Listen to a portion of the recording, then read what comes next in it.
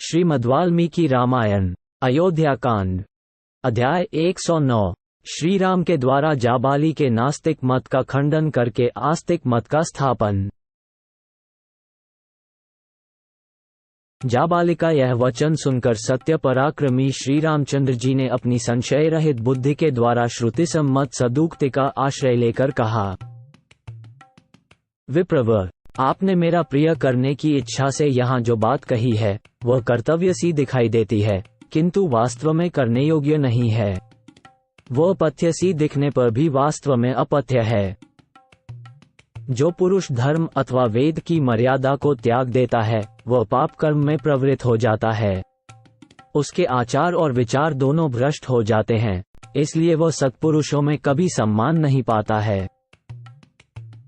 आचार ही यह बताता है कि कौन पुरुष उत्तम कुल में उत्पन्न हुआ है और कौन अधम कुल में, कौन वीर है और कौन व्यर्थ ही अपने को पुरुष मानता है तथा कौन पवित्र है और कौन अपवित्र। आपने जो आचार बताया है उसे अपनाने वाला पुरुष श्रेष्ठ सा दिखाई देने पर भी वास्तव में अनार्य होगा, बाहर से पवित्र दिखने पर भी भीतर से अपवित्र होगा। उत्तम लक्षणों से युक्त सा प्रतीत होने पर भी वास्तव में उसके विपरीत होगा तथा शीलवान सा दिखने पर भी वस्तुतः वह दुःशील ही होगा। आपका उपदेश चोला तो धर्म का पहने हुए है, किंतु वास्तव में अधर्म है। इससे संसार में वर्ण संकरता का प्रचार होगा। यदि मैं इसे स्वीकार करके वेदोक्त शुभ कर्मों का अनुष्ठान छोड़ दूं और विधिहीन कर्मों में लग जाऊं तो कर्तव्य अकर्तव्य का ज्ञान रखने वाला कौन समझदार मनुष्य मुझे श्रेष्ठ समझकर आदर देगा? उस दशा में तो मैं इस जगत में दुराचारी तथा लोक को कलंकित करने वाला समझा जाऊंगा।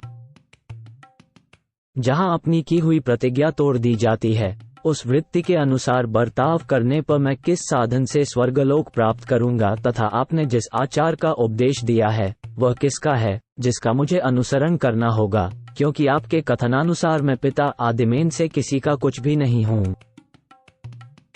आपके बताए हुए मार्ग से चलने पर पहले तो मैं स्वेच्छाचारी हूँगा, फिर यह सारा लोक स्वेच्छाचारी हो जाएगा, क्योंकि राजाओं के जैसे आचरण होते हैं प्रजा भी वैसा ही आचरण करने लगती है। सत्य का पालन ही राजाओं का दया प्रधान धर्म है, सनातन आचार है, अतः राज्य सत्य स्वरूप है। सत्य में ही संपूर्ण लोक प्रतिष्ठित है। ऋषियों और देवताओं ने सदा सत्य का ही आदर किया है। इस लोक में सत्यवादी मनुष्य अक्षय परम धाम में जाता है।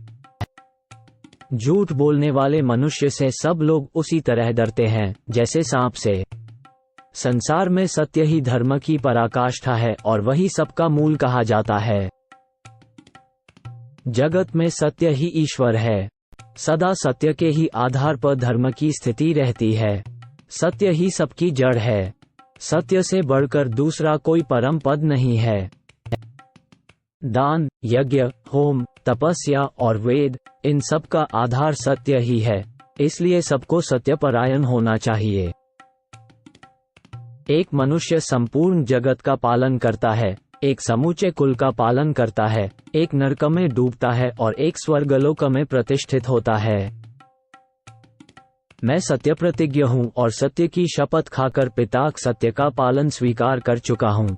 ऐसी दशा में मैं पिताक आदेश का किस लिए पालन नहीं करूं? पहले सत्यपालन की प्रतिज्ञा करके अब लोभ, मोह अथवा अज्ञान से विवेक शून्य होकर मैं पिताक सत्य की मर्यादा भंग नहीं करूंगा। हमने सुना है कि जो अपनी प्रतिज्ञा झूठी करने के कारण धर्म से भ्रष्ट हो जाता है, उस चंचल चित्त वाले पुरुष के दिए हुए हव्य कव्य को देवता और पितर नहीं स्वीकार करते हैं। मैं इस सत्यरूपी धर्म को समस्त प्राणियों के लिए हितकर और सब धर्मों में श्रेष्ठ समझता हूँ।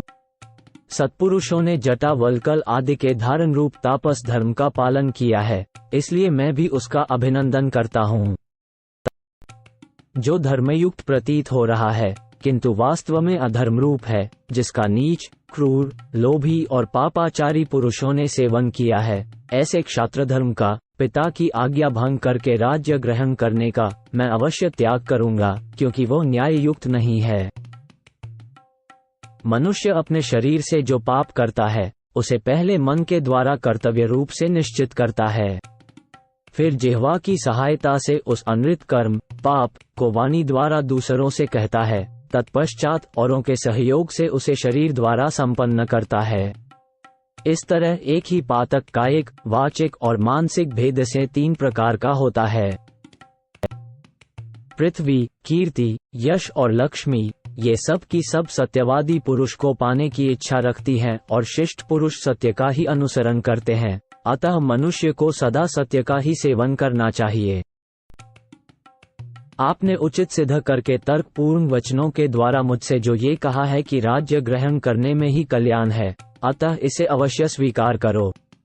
आपका यह आदेश श्रेष्ठ सा प्रतीत होने पर भी सज्जन पुरुषों द्वारा आचरण में लाने योग्य नहीं है, क्योंकि इसे स्वीकार करने से सत्य और न्याय का उल्लंघन होता है। मैं पिताजी के सामने इस तरह वन में रहने की प्रतिज्ञा कर चुका हूँ।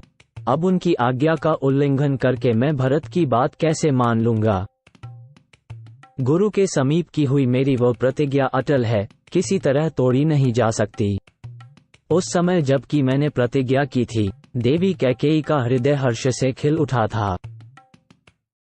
मैं वन में ही रहकर बाहर भीतर से पवित्र हो नियमित भोजन करूंगा और पवित्र फल, मूल एवं पुष्पों द्वारा देवताओं और पितरों को तृप्त करता हुआ प्रतिज्ञा का पालन करूंगा।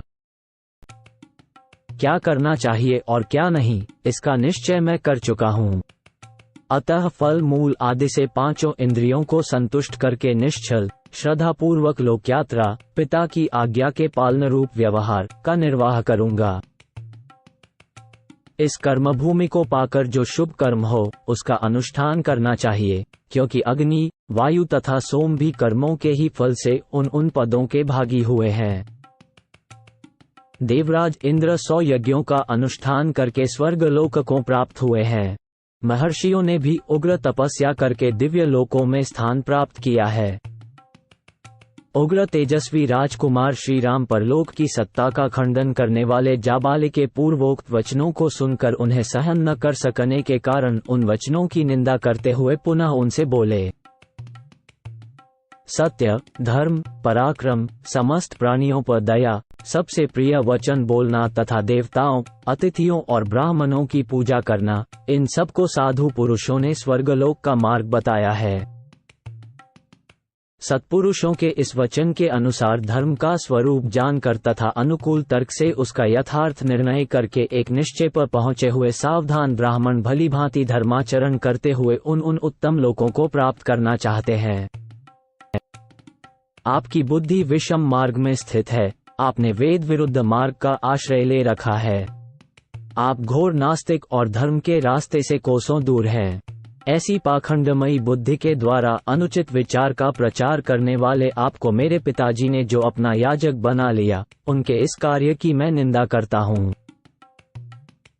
जैसे चोर दंडनीय होता है, उसी प्रकार वेद विरोधी, बुद्ध, बौद्धमतावलंबी भी दंडनीय है। तथागत, नास्तिक विशेष और नास्तिक, चावाक को भी यहाँ इसी कोटि में समझना चाहिए। इसलिए प्रजा पर अनुग्रह करने के लिए राजा द्वारा जिस नास्तिक को दंड दिलाया जा सके, उसे तो चोर के समान दंड दिलाया ही जाए, परंतु जो वश के बाहर हो, उस नास्तिक के प्रति विद्वान ब्राह्मण कभी उन्मुख न हो, उससे वार्तालाप तक न करे। आपके सिवा पहले के श्रेष्ठ ब्राह्मणों ने इहलोक और परलोक की फल कामना का परित्याग करके वेदोक्त धर्म समझकर सदा ही बहुत से शुभ कर्मों का अनुष्ठान किया है। अतः जो भी ब्राह्मण हैं, वे वेदों को ही प्रमाण मानकर स्वस्ति, अहिंसा और सत्य आदि, कृत, तप, दान और परोपकार आदि तथा हुत, यज्ञ याग आदि कर्मों का संपादन करते हैं। जो धर्म में तत्पर रहते हैं, सत्पुरुषों का साथ करते हैं, तेज से संपन्न हैं, जिनमें दान रूपी गुण की प्रधानता है, जो कभी किसी प्राणी की हिंसा नहीं करते तथा जो मलसंसर्ग से रहित हैं, ऐसे श्रेष्ठ मुनि ही संसार में पूजनीय होते हैं। महात्मा श्रीराम स्वभाव से ही दैन्य भाव से रहित थे। उन्होंने जब रोषपूर्वक पूर्वोक्त बात कही, तब ब्राह्मण जाबाली ने विनयपूर्वक यह आस्तिकतापूर्ण सत्य एवं हितकर वचन कहा, रघुनंदना, न तो मैं नास्तिक हूँ और न नास्तिकों की बात ही करता हूँ। परलोक आदि कुछ भी नहीं है, ऐसा मेरा मत नहीं है। मैं अवसर देखकर फिर आस्तिक हो गया और लौकिक व्यवहार के समय आवश्यकता होने पर पुनः नास्तिक हो सकता हूँ, नास्तिकों की सी बातें कर सकता हूँ। इस समय ऐसा अवसर आ गया था जिससे मैंने धीरे धीरे नास्तिकों की सी बातें कह डाली। श्री राम, मैंने जो ये बात कही, इसमें मेरा उद्देश्य यही था कि किसी तरह आपको राजी करके अयोध्या लौटने के लिए तैयार कर लूं।